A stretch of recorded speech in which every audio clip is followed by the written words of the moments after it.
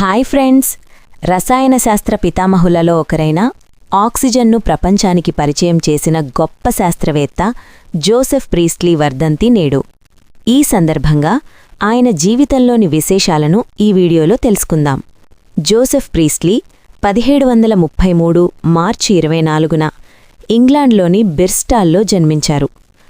చిన్నతనం నుంచే ఆయన అసాధారణ తెలివితేటలు ప్రదర్శించేవారు. స్థానిక పాఠశాలలో చదువుతున్నప్పుడే గ్రీక్, లాటిన్, హిబ్రూ వంటి కఠినమైన భాషలపై పట్టు సాధించారు.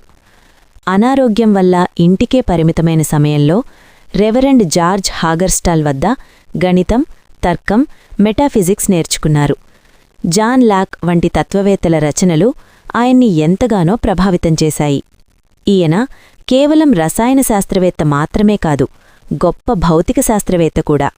విద్యుత్, వాయువుల రంగంలో ఆయన చేసిన కృషి సాటిలేనిది. పీల్చే ఆక్సిజన్ మరియు కార్బన్ డయాక్సైడ్ వాయువులను కనుగొనడమే కాకుండా వాటిని ప్రయోగశాలలో కృత్రిమంగా తయారుచేసి చూపించారు. తన జీవితకాలంలో 150 కంటే ఎక్కువ పరిశోధనా పత్రాలను ప్రచురించి ఆధునిక రసాయన శాస్త్రానికి గట్టి పునాది వేశారు.